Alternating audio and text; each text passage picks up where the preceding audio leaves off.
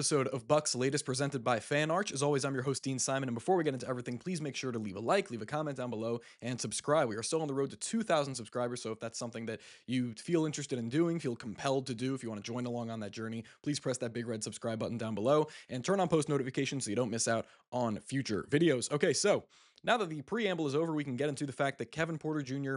is remaining out for the game against the Golden State Warriors coming up, and Giannis Antetokounmpo is listed as probable. And the one thing that I'm really going to be hating to miss out on with KPJ not suiting up against the Warriors against Steph Curry is that KPJ would have been a fantastic option, scoring option in transition. I feel like sometimes with the Warriors, sometimes in certain games they can build up leads or kind of take advantage in games, and then slowly the other team sort of starts to chip away, and then they kind of get beat in transition, and they give up easy buckets, and they kind of let go of the rope a little bit.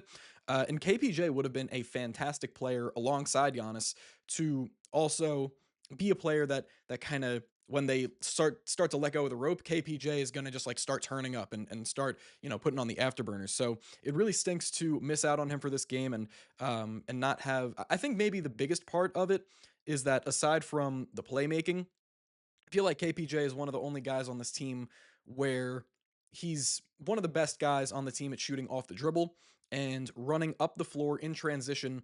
I feel like I would trust KPJ the most with just like pulling up for a three in transition, like a back-breaking three to make it a 2-point game after a big comeback. Like KPJ is one of those types of players where like he's going to be leading a huge run to get back in the game, and he's going to make some tough shots off the dribble. He's going to make some great passes down low. So it's really, really going to stink for that. But also the fact that KPJ is one of the best defenders on the team in terms of getting in the passing lanes, and against a Warriors team like this, where the offense is predicated on where Steph Curry's running, where Buddy Hield's running, where even guys like Moses Moody are running, like they tend to make sort of riskier kind of cross court passes because they have guys just kind of flying off screens and going everywhere.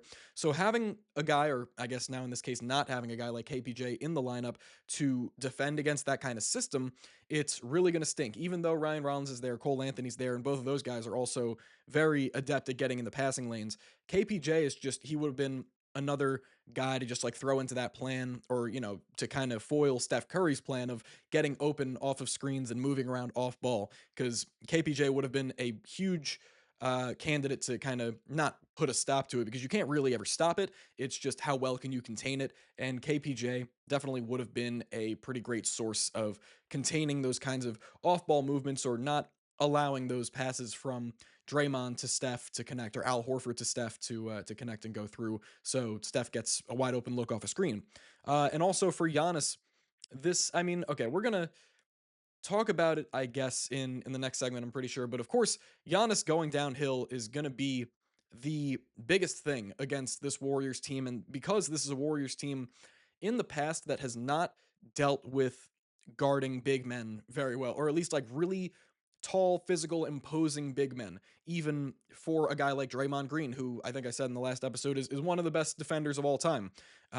He's still 6'6", and it limits him against guys like Anthony Davis, for example. Like whenever the Lakers would come into Golden State and they would play, Anthony Davis would consistently dominate the Warriors for 40 points and 15 to 20 rebounds. And he would just really, really make Draymond Green look even smaller than he was. So for a guy like Giannis, and for this front court of Giannis and Miles Turner, this is going to be their chance to really make the Warriors pay for not fixing their issue with height or size in the backcourt, or no, the front court. So Giannis running downhill, of course, is going to, it's always the biggest thing, but Miles as well. Maybe you could get him with his back to the basket a little bit more often. Just again against a guy like Draymond. But really, I think the one thing that you can rely on Miles Turner to do is that against a guy like Al Horford, let's say, who's only going to be playing maybe 20 to 22 minutes a game, Miles Turner can kind of, if he's standing on the 3-point line, he can get like he can catch a pass, fake a three, and drive by Al Horford. I feel like even though Al is still very agile and athletic, that even though he's 39, Miles can throw a pump fake and beat him off the dribble pretty easily. So that's one thing. And again, just the reserve big men too for the Warriors, they haven't really stake their claim as, really super impactful guys in the lineup, though. Golden State's Quentin Post had a pretty solid game in their last game against the Clippers, and he played some good defense. He's just probably not going to be able to hang with Giannis or hang with Miles Turner. So just go full speed ahead at Quentin Post, at Trace Jackson Davis, even at Al Horford, though he's still an amazing defensive center. These are the kinds of matchups that a Bucks team like this or a Bucks front court like this can exploit. And while Giannis is on this historic run to begin the 2025-26 season, I feel like it, from an individual standpoint, should only continue against a Golden State Warriors team that did little to address their size problem in the 2025 offseason.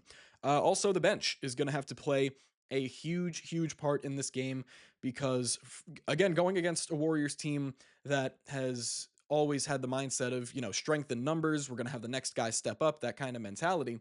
Having guys like Amir Coffey, who put on a decent performance in the last game, guys like Torian Prince, and of course Bobby Portis, these guys need to step up to take the advantage in terms of the bench points, because even last year, like, the Warriors were a great team in terms of bench points and how productive their bench was on a night to night basis, and how much their bench really carried some of their games to close the season last year.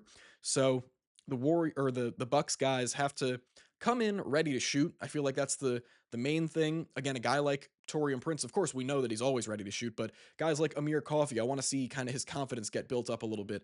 And I want to see Bobby Portis kind of, maybe not necessarily backing down against Draymond Green, but if, let's say, Ryan Rollins can hit him off of a short roll and he can pull up for a nice mid-range jumper, feel like that's those kinds of actions are where Bobby Portis is going to feast in this game. So the bench needs to be, you know, not on another level, maybe not in the next stratosphere, but the bench has to be solid to go up against the Warriors bench guys like Brandon Pajemski, who, has been competing more for kind of a starting role in recent games. He actually kind of lost out on a starting spot in recent games. So, but he's still a very solid player, solid two-way player that can draw charges, that can score, if, well, not necessarily if needed, but he's a very streaky shooter. So keeping a guy like him in check, keeping a guy like Moses Moody, who has been on fire for the Warriors the past couple of games, and really stepping up for them as well, containing him and not allowing him to get clean 3-point looks off, that's going to be imperative for this team. And yeah, I feel like just Bobby Portis is really going to have to feast.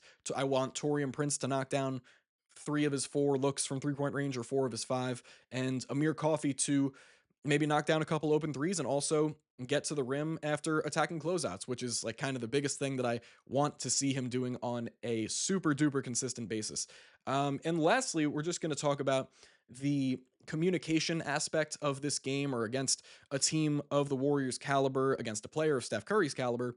Communication is going to be the biggest thing for Cole Anthony and Ryan Rollins, because we both know these guys are super solid, both team defenders and one-on-one defenders, but just knowing how to direct traffic and know when Steph is going to come off of what screen, and who needs to make what necessary switch, that's going to be, kind of the end all be all of this game against the Warriors. Because if you are, again, lacking in your communication aspect for a second, and Steph Curry has no one that's attending to him, again, even for a split second, he gets open and it's over. That you can already put it up for 3 points. So being able, especially for Ryan Rollins, this is going to be a very big test, not necessarily in terms of like his physical attributes defensively, but his mental, and how he can, again, kind of direct traffic with Cole Anthony and communicate key switches in key moments of the game. That's going to be a huge part of this one for both of these guys, and I'm really looking forward to both of them having a huge impact on hopefully slowing Steph down, though he himself has gotten off to a